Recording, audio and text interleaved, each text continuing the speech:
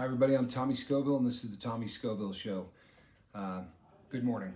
Another cold one in Nevada. People, everybody makes mistakes and words mean things. I have made a mistake and it was in the very poor choice of words on my part, and I'm going to own my mistakes. I'm going to own my victories, right? I teach this, so it would be super hypocritical if I do not call myself out when I see a mistake that I've made, and I've made one. I have said numerous times that methadone is one of the worst drugs ever, and I'm regretting how I worded that, and I need to take the time to clarify. Heroin is one of the worst drugs ever made. OxyContin is one of the worst drugs ever made. The opiates that we take and get addicted to are the worst drugs ever made, and methadone is not in that category. And by saying what I said, it makes it sound like people who are on methadone as a treatment may be doing something wrong. And that's really not the point that I wanted to convey. So I need to fix this. And my problem stemmed from the fact that I've done methadone, I've done Suboxone. I know a lot of people who have done both. Suboxone right now is definitely the go-to in terms of treating people with opiate abuse disorder. They're really trying to get away from methadone. And there are a couple of reasons for that. Number one, if your dose is below 80 milligrams, then you can get high on opiates and be doing methadone at the same time. That's a very difficult thing to do on Suboxone because of the fact that they have there's a whole thing, and I could get into it, but you're going to go into withdrawal basically. If you try to mix anything else with it, you go into a type of withdrawal that is unbelievable. It is the worst. Picture your opiate receptors playing King of the Hill, and when Suboxone gets there, it kicks everything else off, right? Because it's got the Narcan and everything else in it. It will just clear off the receptors, and you will go into, this unbelievable withdrawal.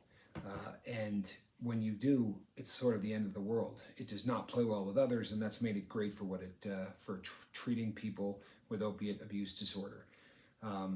That's one reason. One of the other reasons is because of the half-life of the drug. You get so much of it that builds up in your system over a long period of time. And if you're going to get off, that's not a big deal. But more importantly, what I said made it sound like people who are fighting the good fight are maybe not fighting the good fight. And I'm a dirtbag if I put that message across. Plain and simple, that's a screw up. And I got to call myself on him when I see him. And I definitely regret how I worded that.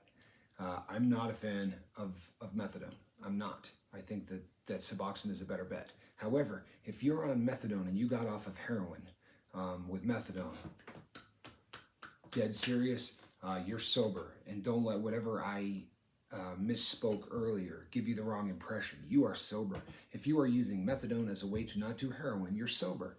If you have opiate abuse disorder, you're not getting high on methadone. And I guess I have a bigger problem with methadone clinics. The nice thing about Suboxone is that in most of the country, you're going to get a prescription from a doctor, and you go home with, your entire script. And there's not the vested interest that there is at a clinic in keeping you on the drug. Like, the theory is that the clinic should want everybody off the drug, right? That's what they're trying to do. What happens if everybody gets off the drug?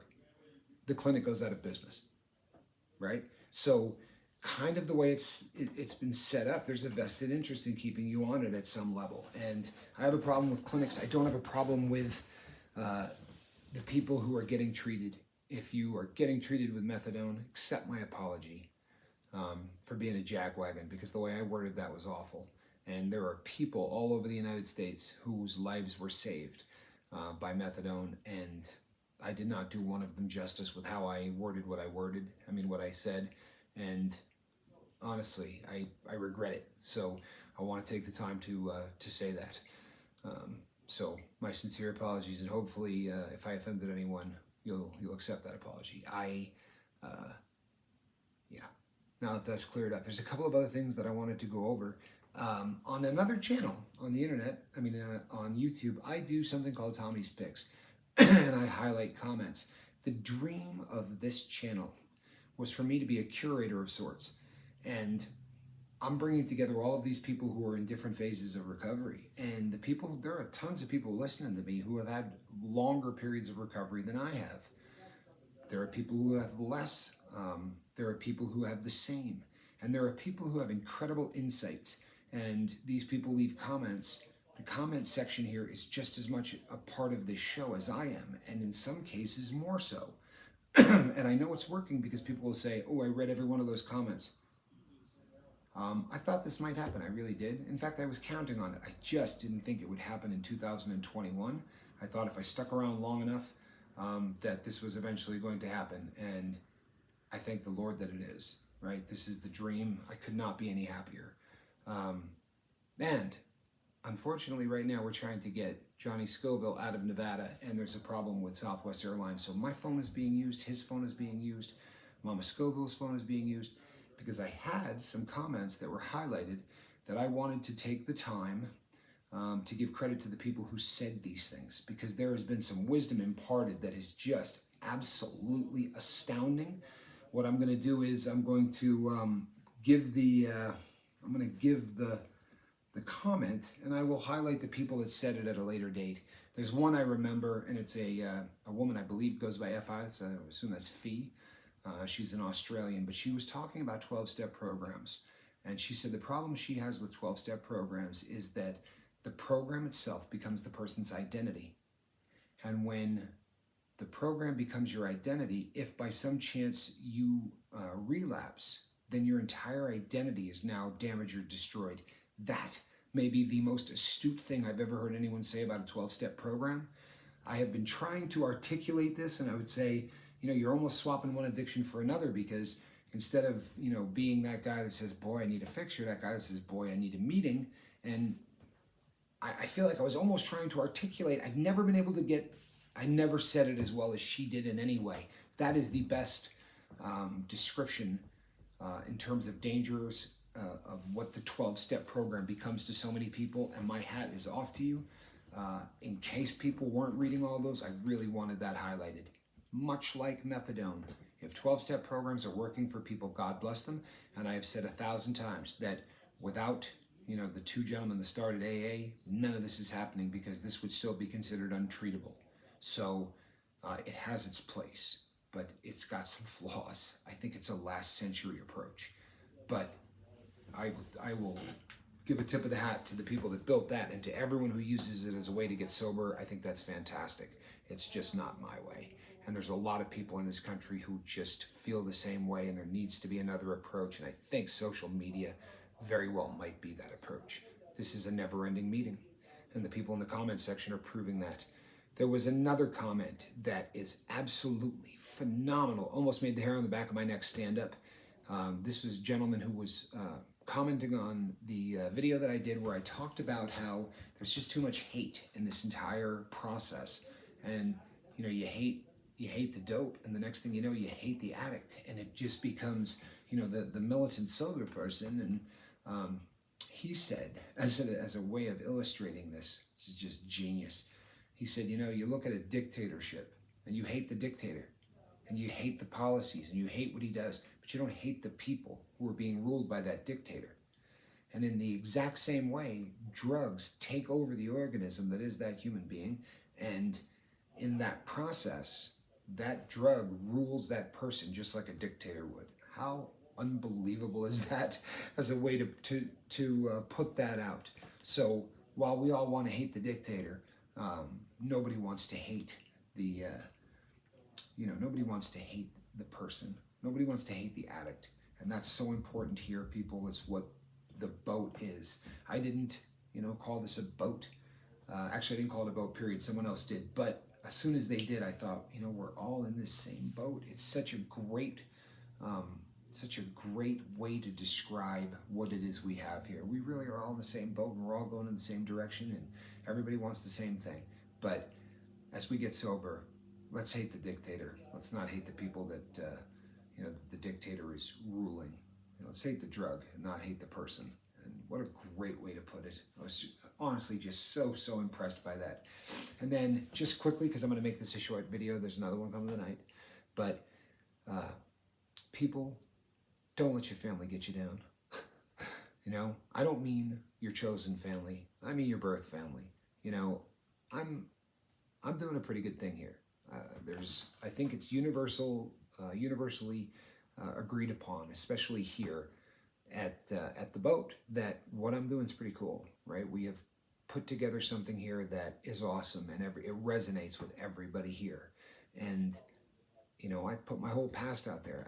I own things, and there's more to come. I'm not gonna leave anything back. I'm gonna lay it all bare, and there are people who respect that, and I thank you for that. I really do. And my mother, the greatest woman you've ever met, fully supportive of this.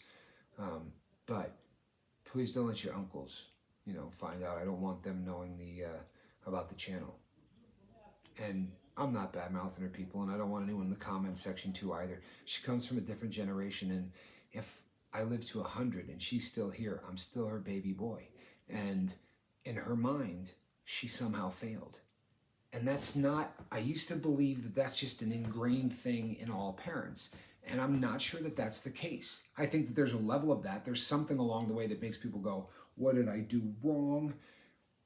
But we have been done dirty by psychology across the board, by psychiatrists, by rehab, by all of it, because their vested interest is to blame mom and dad. Plain and simple.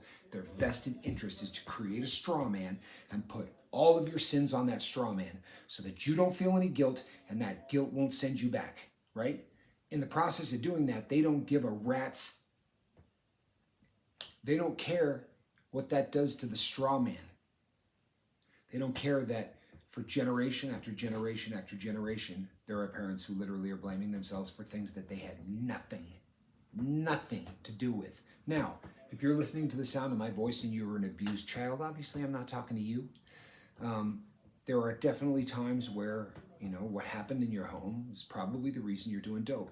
But that doesn't necessarily mean that's always the case.